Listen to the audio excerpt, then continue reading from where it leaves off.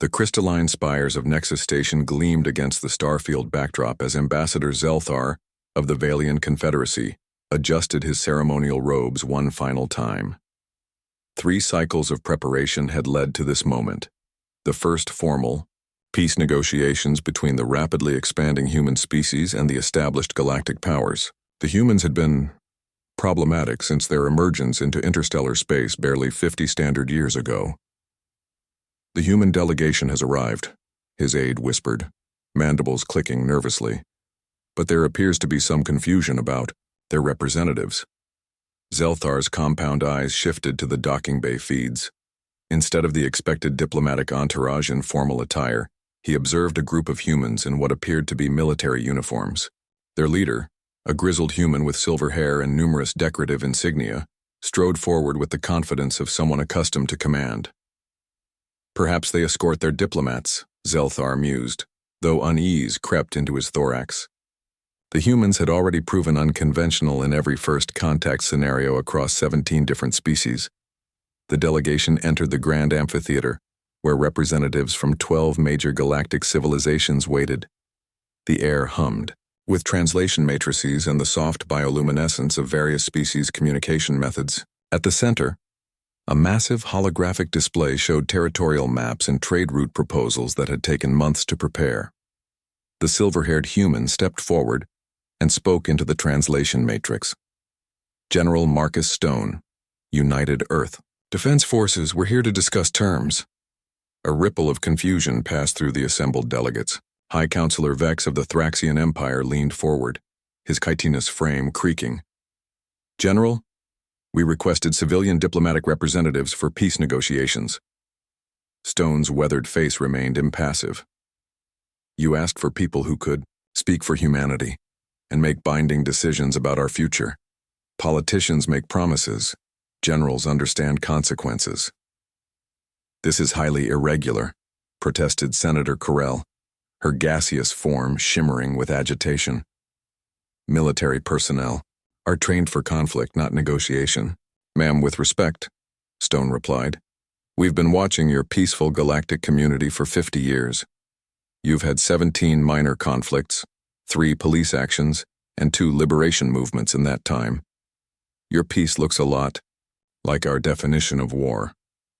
The chamber fell silent. Trade Minister Yaxalon of the Merchant Guild shifted uncomfortably. It was true that galactic politics involved constant low-level conflicts, territorial disputes, and resource wars, but these were considered normal diplomatic tools, not actual warfare. Stone gestured to his aide, who activated a holographic display. "Let me show you what human generals bring to peace talks." The display revealed detailed intelligence on every species present, their military capabilities, economic vulnerabilities, and internal political pressures. But rather than threat assessments, the data was organized into comprehensive cooperation frameworks. "Colonel Sarah Chen, Strategic Planning Division," Stone introduced his aide. "She's designed integration protocols that could increase overall galactic trade efficiency by 37%, while reducing resource conflicts by 60%. Chen stepped forward, her presentation crisp and precise. "Generals think in terms of logistics, supply chains, and force projection. What you call diplomacy, we call operational planning. The difference is that when we make an agreement, we've already calculated how to make it work." She highlighted a complex web of mutual defense pacts and resource-sharing agreements. "Every species here has something others need. Instead of fighting over scraps or negotiating temporary truces, we propose permanent strategic partnerships with built-in conflict resolution mechanisms. And if a species refuses to honor these agreements," challenged War Speaker Thurok of the Krugan Hordes. Stone smiled, not pleasantly. "That's where the general part comes in. Politicians make deals that fall apart when times get tough. Military leaders make plans that work under pressure."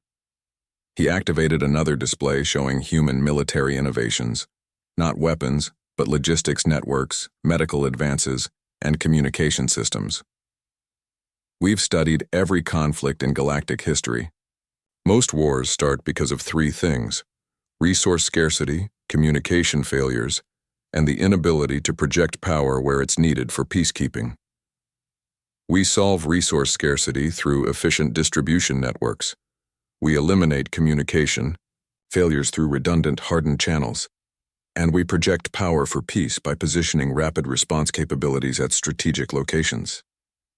Ambassador Zelthar found himself reconsidering his initial concerns. You're proposing military solutions to diplomatic problems. No, corrected Brigadier General Lisa Park, stepping forward. We're proposing to treat galactic stability as a military objective. The mission is peace. Everything else is tactics. Park brought up a final display showing simulation results. Our models indicate that current diplomatic approaches have a 63% chance of major warfare within the next century. Our integrated approach reduces that to less than 8%. The chamber buzzed with translated conversations as the delegates processed this information. The humans had indeed brought generals, but these weren't war makers. They were engineers of stability, architects of lasting peace who understood that the strongest agreements were built on mutual benefit and backed by the capability to enforce fairness. Minister Yaxlan was the first to speak. These proposals would require unprecedented cooperation between military and civilian authorities across multiple species. That's exactly what we're offering, Stone replied. Humans don't separate military and civilian objectives when the mission is survival and prosperity. We're offering to share our planning methodologies, our logistics networks, and our strategic frameworks. In return, we want full partnership in galactic governance. And if we refuse? War Speaker Thurok growled. Stone's expression didn't change. Then you continue handling galactic peace the way you have for the last 1,000 years, and we'll continue expanding into unclaimed territories until we control enough resources to implement these systems ourselves. The silence stretched until High Counselor Vex began a slow, rhythmic clicking, Thraxian laughter. The humans send generals to peace talks and somehow make the most comprehensive diplomatic proposal in galactic history. There's a human saying, Stone said. If you want peace, prepare for war. We prefer if you want peace, plan for it like your survival depends on it. 3 hours later, the Nexus Accords were signed, the most extensive cooperation agreement in galactic history, negotiated not by diplomats who specialized in compromise, but by generals who specialized in making things work. As the delegations prepared to depart, Ambassador Zelthar approached General Stone. Your species continues to surprise us. Stone nodded. Politicians negotiate for the next election cycle. Generals plan for the next century. Which did you really want at these talks? The crystalline spires of Nexus Station gleamed brighter as they broadcast the new accords across the galaxy, and for the first time in galactic memory, the plans they announced had already accounted for every detail of their implementation. Peace, it turned out, was just another military operation. And humans excelled at military operations.